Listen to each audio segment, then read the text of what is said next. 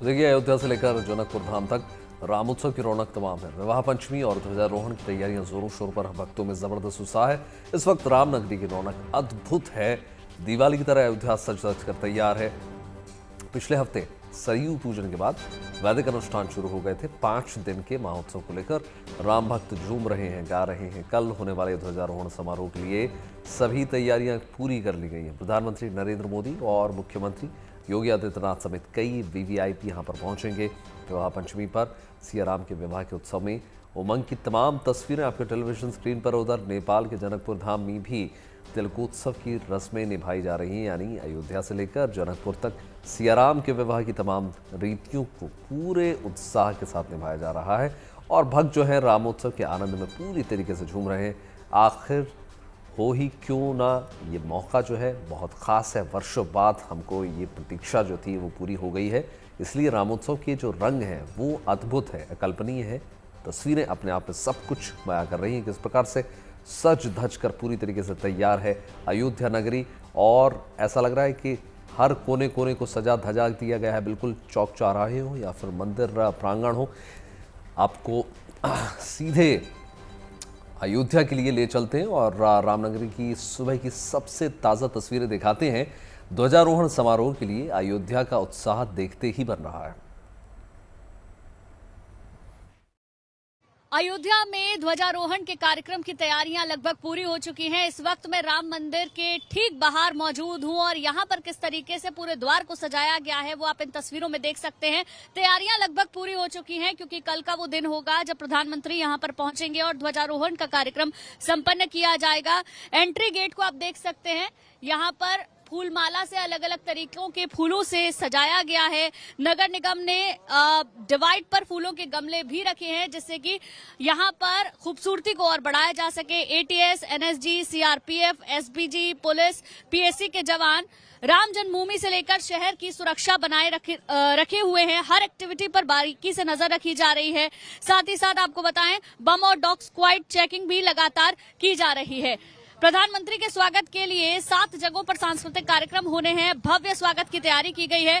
प्रधानमंत्री मोदी रामपथ से होते हुए राम मंदिर जाएंगे। 501 बटुक ब्राह्मण स्वास्थ्य वाचन करने वाले हैं। तो कल का दिन बहुत ज्यादा खास रहने वाला है जब प्रधानमंत्री यहां पर पहुंचेंगे और ध्वजारोहण का पूरा कार्यक्रम रहेगा।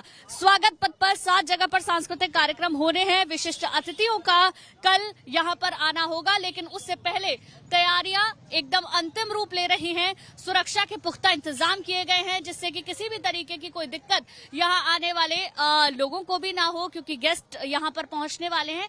इसके साथ ही बहुत बड़ा कार्यक्रम है, तो ऐसे में सुरक्षा के लिहाज से भी चप्पे चप्पे पर नजर रखी जा रही है। कैमरामैन शैलेंद्र के साथ Gunjan Dikshit, good news today. तो देखिए, अयोध्या पूरी तरह से राममय है। श्रद्धालु भी विवाह पंचमी और ध्वजारोहण का बड़ी ही बेसब्री से इंतजार कर रहे हैं।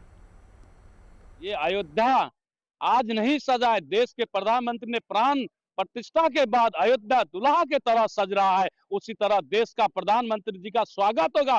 भगवान राम की जिस तरह से सेवा होती है, उसी तरह देश के प्रधानमंत्री नरेंद्र मोदी की सेवा अयोध्या के धर्माचार्य राम भक्त देशवासी स्वागत करेंगे। हम राम मंदिर द्वार पे आए हैं।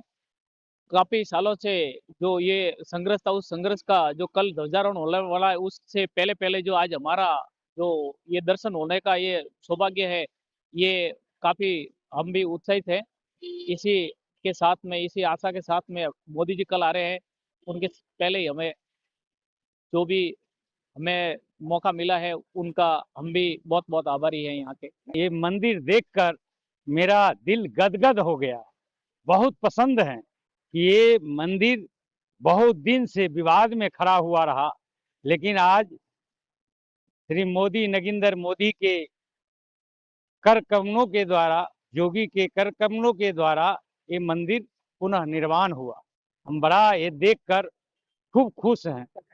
हाँ, खूब अद्भुत, असीम, देखकर गदगद हो रहा है, क्या बोले। इधर बहुत अच्छा व्यवस्था किया है। क्लीनिंग बहुत अच्छा है, व्यवस्था भी अच्छा है। राम दर्शन के लिए अभी जा रहा है। वो मोदी अयोध्या में बहुत डेवलपमेंट किया है और यात्रार्थियों को बहुत अच्छा से व्यवस्था है। चलिए आपको सीधे अब अयोध्या लेकर चलते हैं। हमारे सहयोगी गुंजन हमारे साथ जुड़ गई हैं। गुंजन, आपसे समझने की कोशिश करूंगा चूंकि आप पहुंच चुकी हैं और माहौल तो अद्भुत दिख ही रहा है। सबसे पहले तो ये बताइए कि एयरपोर्ट से लेकर जब आप पहुंची मंदिर परिसर तक कितनी भव्य सजावट है रामोत्सव को लेकर, और दूसरी बात, 2 साल पहले प्राण प्रतिष्ठा में जैसा भव्य कार्यक्रम हुआ था, क्या उतना ही ग्रैंड लेवल का कार्यक्रम होने जा रहा है कल? बिल्कुल वैभव, देखिए सजावट तो चल रही है। कल जब मैं यहाँ पर आई थी तो चौक चौराहे धीरे धीरे सज रहे हैं। मंदिर के द्वार को आज ही सजाया गया है। उतना भव्य कार्यक्रम तो नहीं है जितना प्राण प्रतिष्ठा के टाइम पे था, क्योंकि तब आम लोग भी आ रहे थे, इंतजार कर रहे थे कि प्राण प्रतिष्ठा जब संपन्न हो जाएगी उसके बाद उन्हें रामलला के दर्शन करने को मिलेगा। लेकिन आज और कल के दिन मंदिर बंद रहेगा आम लोगों के लिए। सिर्फ जो विशिष्ट मेहमान होंगे वो ही यहाँ पर आने वाले हैं। लेकिन सुरक्षा के लिहाज से चप्पे चप्पे पर यहाँ पर निगरानी रखी जा रही है। एनएसजी के कमांडो यहाँ पर मौजूद है, एटीएस की टीमें यहाँ पर लगी हुई हैं। अलग अलग टीमें यहाँ पर सुरक्षा के लिहाज से अपनी नजर बनाए हुए हैं। लेकिन जो कुछ लोग यहाँ पर आ रहे हैं, कल जब हम यहाँ पर पहुंचे थे तब हमने भी दर्शन किए। इसके साथ साथ कुछ और लोग जो दर्शन करने के लिए आए हुए हैं, सुबह के वक्त संभवतः खुला हुआ है मंदिर, लेकिन अब जैसे जैसे दिन चढ़ेगा मंदिर को आम लोगों के लिए बंद कर दिया जाएगा, क्योंकि अंदर तमाम तरीके की तैयारियां और व्यवस्था चल रही है। लेकिन दिन बहुत ज्यादा खास है। ध्वजारोहण का कार्यक्रम जिसका इंतजार हम सबको था, और इसलिए भी था क्योंकि जब प्राण प्रतिष्ठा हुई थी तब भगवान यहाँ पर आ चुके थे। मंदिर निर्माण लेकिन तब भी चल रहा था। इस ध्वज पताका के फहराने के बाद ये साफ हो जाएगा कि मंदिर बनकर पूरी तरीके से तैयार हो चुका है। एक लंबा इंतजार किया है हम सब ने मंदिर के बनने का, और उसके बाद मंदिर के निर्माण में भी अच्छा खासा समय लगा है। ध्वज लगने के बाद मंदिर का निर्माण पूरी तरीके से हो जाएगा। अब मैं तस्वीर आपको दिखाती हूँ किस तरीके से सजावट यहाँ पर की गई है। ये तस्वीर आप देख सकते हैं, मुख्य मंदिर है, मुख्य द्वार है जो इस वक्त आपको नजर आ रहा है, जिसे कुछ कुछ फूलों से सजाया गया है। कुछ तैयारी अभी होना बाकी है। आपको बताऊं मैं, कल करीब 11:58 से लेकर दोपहर 1 बजे के लगभग भव्य ध्वजारोहण का कार्यक्रम होगा, जब प्रधानमंत्री बटन दबाकर ध्वज फहराएंगे। इसके साथ ही ध्वज में भी कुछ खास चीजें बताई गई हैं। जो ट्रस्ट के महासचिव हैं चंपत राय, उनकी ओर से ध्वज केसरिया रंग का होगा, सूर्य का चिन्ह होगा और सूर्य के मध्य में ओम लिखा होगा। साथ में कोविदार वृक्ष का चित्र भी ध्वज पर देखने को मिलेगा। 161 फीट ऊंचे शिखर पर 30 फीट ध्वज दंड है। धरती से करीब 191 फीट की ऊंचाई पर इसे चढ़ाया जाना है। इसकी खासियत, कल जब हमने खास लोगों से बातचीत भी की, क्योंकि साधु संत यहाँ पर आ रहे हैं, देवकीनंदन ठाकुर जी महाराज यहाँ पर आए, चिन्मयानंद जी यहाँ पर आए, तो उनसे हमने पूछा कि शास्त्रों में ध्वज का अपना एक महत्व होता है और इसीलिए ये कार्यक्रम और भी ज्यादा खास हो जाता है। कल प्रधानमंत्री के साथ साथ तमाम विशिष्ट मेहमान यहाँ पर मौजूद रहने वाले हैं, जो इस कार्यक्रम को और भी ज्यादा भव्य बनाएंगे। कल प्रधानमंत्री के स्वागत में 7 जगहों पर कार्यक्रम भी होने हैं, जिसमें कि करीब बताया जा रहा है 501 के लगभग बटुक ब्राह्मण होंगे जो अलग अलग जगह पर मौजूद रहेंगे और स्वस्ति वाचन उनकी ओर से किया जाएगा। तो कल की तस्वीरें अद्भुत होंगी, भव्य होंगी। लेकिन अगर मैं बात करूं तो अभी सड़कों पर लोगों की उतनी ज्यादा भीड़ नहीं है, क्योंकि दर्शन कल और परसों के लिए आम लोगों के लिए बंद रहने वाला है। लेकिन फिर भी मैं चलिए बात करने की कोशिश करती हूँ। कहाँ से हैं आप? हम हैं लहरियासराय, मिथिला के लहरियासराय से हैं। तो यानी कि आप सीता जी की नगरी से आए हैं? सीता जी की नगरी से आए हैं, और पहले हम अपने पाहुन को प्रणाम करने के लिए आए हैं। उसके बाद यहाँ से फिर आज हम दर्शन करके जाएंगे। उसके बाद अपनी बहन के पास जाएंगे और वहाँ उनसे अपने प्रभु को कुछ सुनाएंगे, कुछ अर्पित करेंगे? हम अपने यहाँ जो हमारे जो मिथिला के राजा जनक जी थे, उनके नाम से एक गीत में गाने जा रहा हूँ। राजा जनक जी प्रण के ठानल, सीता के विवाह आई है। राजा जनक जी प्रण के ठानल, सीता के विवाह आई है। सीता के विवाह आई है सखिया, सीता के विवाह आई है सखिया, सीता के विवाह आई है। राजा जनक जी प्रण के ठानल, सीता के विवाह आई है। राजा जनक जी प्रण एक ठानल, देश विदेश के नृप सब आयल, देश विदेश के नृप सब आयल, धनुषा धयल ओंग ठाई है, धनुषा धयल ओंग ठाई है, राजा जनक जी प्रण एक ठानल, सीता के विवाह है। वाह, क्या बात है। बात देखिए, है विवाह गुंजन। पंचमी का ये मौका है जब ध्वजारोहण होगा और राम जी सीता जी के विवाह को इन्होंने अपने गीत के माध्यम से पूरी तरीके से वर्णन किया। पूजा, बिल्कुल गुंजन, आपके पास लौटेंगे और भी तस्वीरें दिखाइएगा और लोगों से बातचीत भी करिएगा, उनका भाव बताइएगा, लेकिन उससे पहले आगे बढ़ते हैं। अयोध्या नगरी राममय है, जैसा कि तस्वीरों में भी आपने देखा। ध्वजारोहण समारोह से पहले इस दिव्य उत्सव के लिए श्री राम मंदिर को भव्य तरीके से सजाया गया है। मंदिर निर्माण पूरा होने के बाद अब बारी ध्वजारोहण की है, तो कल होने वाले इस उत्सव के लिए हर तरह से पुख्ता तैयारी की गई है और इस महाउत्सव के लिए रामनगरी सज धज कर तैयार है।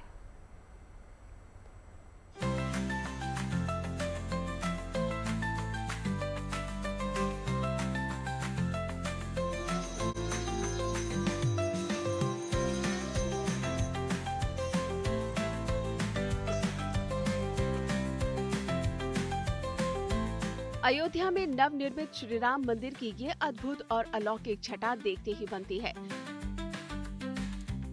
संपूर्ण श्री राम मंदिर परिसर शानदार लाइटिंग से जगमगा रहा है।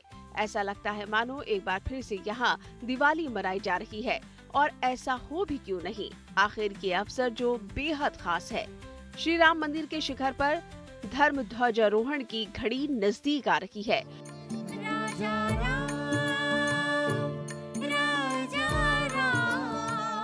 25 नवंबर को विवाह पंचमी के पावन अवसर पर होने वाले ध्वजारोहण समारोह के लिए पूरे मंदिर परिसर को शानदार तरीके से सजा दिया गया है। 2020 में हुए भूमि पूजन और 2024 में हुए प्राण प्रतिष्ठा समारोह के बाद अब यहाँ पर ध्वजारोहण का भव्य दिव्य उत्सव होने जा रहा है, जो इस मंदिर का निर्माण पूर्ण होने का प्रतीक है। ध्वजारोहण समारोह से पहले पूरे मंदिर परिसर को रंग बिरंगी लाइट से सजा दिया गया है। इसके अलावा मंदिर के अंदर और बाहर जगह जगह फूलों से शानदार सजावट की गई है। श्री राम मंदिर परिसर के हर द्वार की साज सज्जा सबका मन मोह रही है। इतना ही नहीं, श्री राम मंदिर के शिखर पर लेजर लाइट से राम कथा दिखाने की भी तैयारी पूरी कर ली गई है। लेजर लाइट के माध्यम से मंदिर के शिखर पर सीता राम विवाह के दृश्य उकेरे जाएंगे। आपको बता दें, श्री राम मंदिर में होने जा रहे ध्वजारोहण समारोह के लिए विधि विधान से वैदिक अनुष्ठानों की प्रक्रिया पहले से ही शुरू हो चुकी है। मंदिर के ट्रस्टी डॉक्टर अनिल मिश्र श्री राम मंदिर परिसर में स्थित मंडप और यज्ञशाला में चल रहे अनुष्ठान के यजमान हैं। वाराणसी, अयोध्या और दक्षिण भारत के 108 आचार्य इन अनुष्ठानों में भाग ले रहे हैं। इसका शुभारंभ 20 नवंबर को सरयू तट से निकाली गई कलश यात्रा के साथ हुआ था। 20 नवंबर को सरयू नदी से पवित्र जल के 551 कलश मंदिर लाए गए और कलश पूजन किया गया। 21 नवंबर को गणपति पूजन और चतुर्वेद पारायण किया गया। इसके बाद अग्निदेव की स्थापना और नवग्रह पूजन की गई। यहाँ पर हर दिन श्री रामचरितमानस और वाल्मीकि रामायण का पाठ चल रहा है। 25 नवंबर को ध्वजारोहण के साथ 5 दिनों के इस अनुष्ठान का समापन हो जाएगा।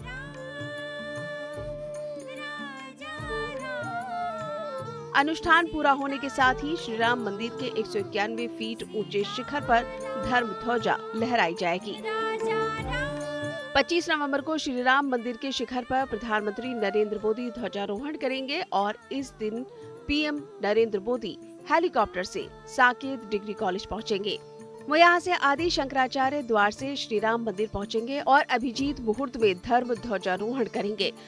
ध्वजारोहण के लिए 25 नवंबर को दोपहर 11:52 से 12:35 के बीच शुभ मुहूर्त निकाला गया है। ध्वजारोहण समारोह के लिए रामनगरी में हर ओर उत्साह का माहौल है। अयोध्या में लता चौक से लेकर हर सड़क और चौक चौराहे पर रंग बिरंगी लाइट्स की झिलमिलाती लड़ियां लगा दी गई है, जिससे पूरा माहौल जगमगा रहा है। खास तौर से लता चौक और इसके आसपास के इलाकों में इस अवसर पर चहल पहल बढ़ गई है। इसी तरीके से पूरे अयोध्या को सजाया गया है। चाक चौबंद सुरक्षा व्यवस्था की गई है। करीब 7,000 मेहमान आएंगे और सबसे बड़ी बात कि इन 7,000 मेहमानों में एक बड़ी संख्या 1,000 से अधिक उन लोगों की होगी जो समाज के वंचित हैं। किन्नर समाज का प्रतिनिधित्व करने वाले आएंगे, भील समाज का प्रतिनिधित्व करने वाले आएंगे, निषाद राज के समाज का प्रतिनिधित्व करने आएंगे। सभी को अब उस पल का इंतजार है जब मंदिर के शिखर पर धर्म ध्वजा लहराई जाएगी। राम जन्मभूमि परिसर से लेकर पूरी रामनगरी तक हर ओर रोशनी, रंग, भक्ति और उल्लास का महापर्व दिख रहा है। सड़कें झिलमिलाती झालरों से सजी हुई हैं। मंदिर में भव्य सजावट है, क्योंकि राम भक्तों के लिए ये ध्वजारोहण सिर्फ परंपरा नहीं बल्कि युगों युगों से सजोया पावन क्षण है, जिसके लिए अयोध्या तैयार है। अयोध्या से गुंजन दीक्षित और संतोष शर्मा के साथ bureau report, good news today. Gunjan, कहा जा रहा है कि कल होने वाले कार्यक्रम में 100 टन फूलों के साथ सजावट की गई है। क्या वो भव्यता आपको वहां पर दिखाई दे रही है और क्या क्या नई चीजें हैं जिससे अयोध्या नगरी को सजाया गया है? बिल्कुल, देखिए पूजा, अलग अलग जगह हैं जहां पर सजावट की गई है। मंदिर के अंदर कल जब मैं गई थी, अंदर हम कैमरा नहीं ले जा सकते, वहां से तस्वीरें आपको नहीं दिखा सकते, लेकिन वहां पर तैयारियां चल रही थी, कुर्सियां बिछाई जा रही थी, फूलों से सजावट हो रही थी। मंदिर के बाहर की तस्वीरें मैं आपको दिखा रही हूँ। एक और द्वार है, शंकराचार्य द्वार, उसको भी सजाया गया है फूलों से। भव्य पूरी तैयारी जरूर की गई है, लेकिन उसे अलग अलग जगह पर बांट दिया गया है। कुछ चौक चौराहे हैं जहां पर सजावट की गई है। अयोध्या में आपका स्वागत है, ऐसे एक रास्ता है जहां से होकर हम अयोध्या की तरफ आते हैं, वहां पर सजावट की गई है। रामपथ को पूरी तरह से सजाया गया है और सबसे बड़ा आकर्षण का केंद्र जो लता चौक रहता है, राम की पैड़ी रहती है, वहां पर सजावट की गई है। अब चलिए जरा लोगों से भी बात कर लेते हैं और इनके भाव को समझने की कोशिश करते हैं। कहाँ से हैं आप? हम मेरठ, यूपी। दर्शन हो गए आपको? कैसा लगा? बहुत अच्छा लगा, भव्य नजारा है, गदगद हो गया मन। बहुत अच्छा लगा, बहुत सुकून मिला, बहुत मन को शांति। डेकोरेशन है अंदर की, बहुत भव्य दर्शन है, अंदर से बहुत एक नंबर डेकोरेशन है और देख के बिल्कुल मन खुश हो गया। बिल्कुल अच्छे दर्शन हुए। दिख रहा है माहौल की कितना जबरदस्त है और कितनी बड़ी संख्या में न सिर्फ श्रद्धालु पहुंच रहे हैं बल्कि किसी भी प्रकार की कोई परेशानी ना हो उनके लिए तमाम व्यवस्थाएं की गई। बहुत धन्यवाद गुंजन जानकारी देने के लिए।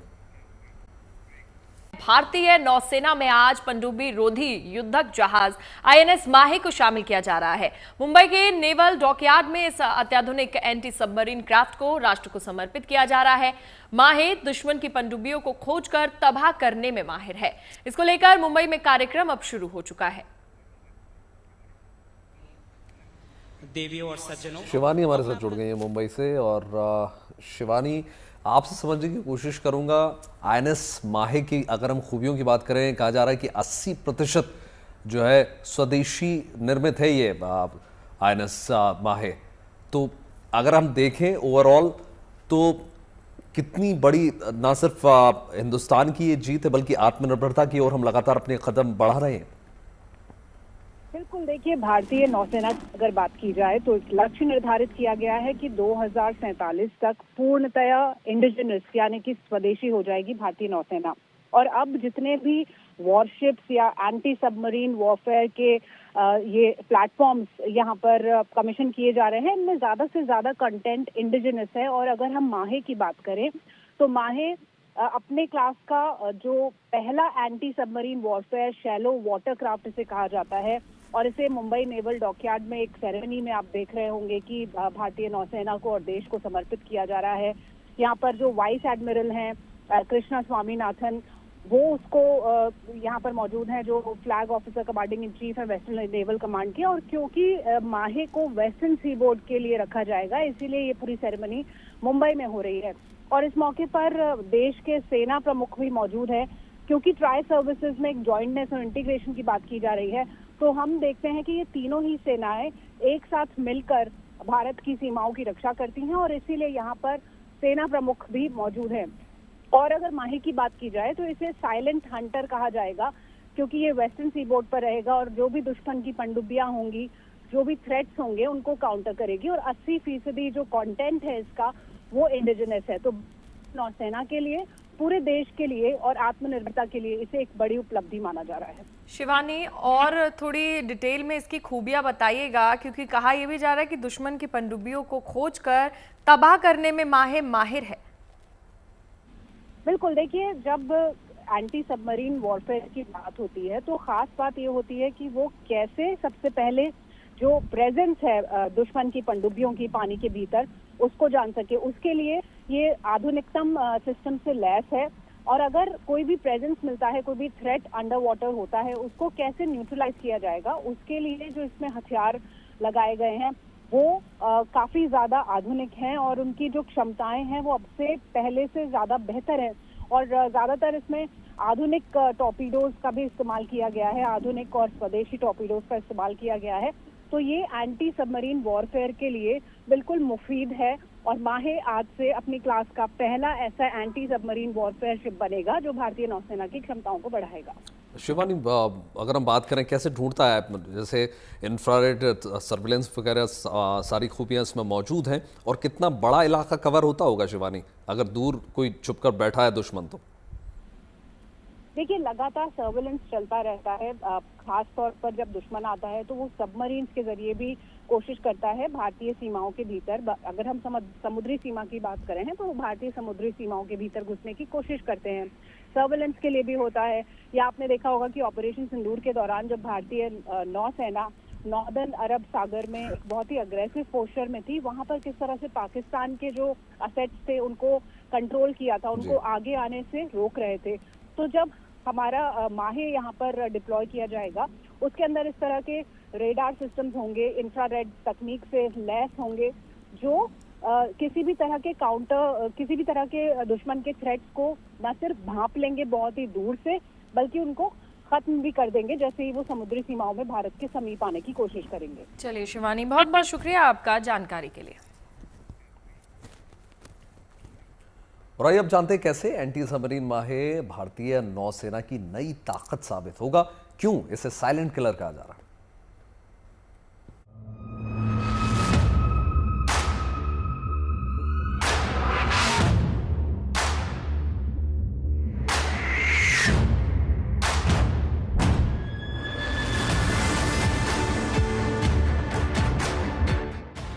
शौर्य और पराक्रम के सम्मान का प्रमाण है भारतीय नौसेना। लहरों पर विजय गाथा लिखने वाले योद्धाओं के साहस का स्वर्णिम इतिहास है भारतीय नौसेना। देशभक्ति जिनका परम धर्म है वो है भारतीय नौसेना, जिसके लिए देश ही ईश्वर है, देश ही सब कुछ है। अथाह समंदर में भारतीय नौसेना को चुनौती देना और उससे मुकाबला करना किसी के बस की बात नहीं। हर दिन इंडियन नेवी धारदार हो रही है। उसके पराक्रम को निखारने के लिए ताकत का बूस्टर डोज दिया जा रहा है। इसी कड़ी में भारतीय नौसेना के बेड़े में एक नया योद्धा शामिल हो चुका है। नाम है INS माहे।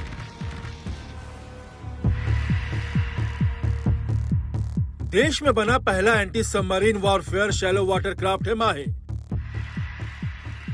नेवी का यह नया योद्धा समंदर के अंदर दुश्मनों की हर नापाक हरकत को ध्वस्त तो करेगा ही, साथ ही दुश्मन की पनडुब्बियों को भी तबाह कर देगा। अब इसे दुश्मन की तबाही क्यों कह रहे हैं, ये भी समझ लीजिए। सबसे पहले तो ये पनडुब्बियों को शिकार करने वाला जहाज है, जो तटीय और उथले जल क्षेत्रों के लिए डिजाइन किया गया है। ये जहाज सबसे पहला जहाज है जो कि anti submarine warfare shallow watercraft की कैटेगरी में आता है, जो कि कोचिन शिपयार्ड लिमिटेड ने बनाया है। ये जहाज को हम एंटी सबमरीन वॉरफेयर के विशेषज्ञ में यूज करेंगे। ये जहाज बहुत ही स्टेल्दी है और पानी के ऊपर ही नहीं, पानी के नीचे भी इसके स्टेल्थ फीचर्स बहुत ही एडवांस हैं। ये जहाज आकार में छोटा है पर मारक क्षमता जबरदस्त है। समुद्र में तेज गति, सटीक निशाना और लंबी दूरी तक जाकर दुश्मनों को ढेर करने की क्षमता की वजह से इसकी गिनती एडवांस एंटी सबमरीन जहाजों में हो रही है। नौसेना के बेड़े में इसके शामिल होने से समुद्री सीमा की रक्षा और आसान होगी। Anti submarine warfare shallow water craft माहे में पनडुब्बियों से निपटने वाले टॉर्पीडो और मल्टी फंक्शनल रॉकेट लगे हैं। इसमें ऐसे रडार और सोनार सिस्टम भी हैं जो पानी के नीचे छिपे खतरों को तुरंत पकड़ लेते हैं और उसके ठिकाने की सटीक जानकारी देते हैं। Anti submarine warfare shallow water craft माहे समंदर के नीचे निगरानी करने, जरूरत पड़ने पर नौसेना के लिए माइंस बिछाने और तटीय इलाकों में छोटे पैमाने पर सैन्य अभियान चलाने में भी सक्षम है। ये पूरी तरह से भारतीय हैं।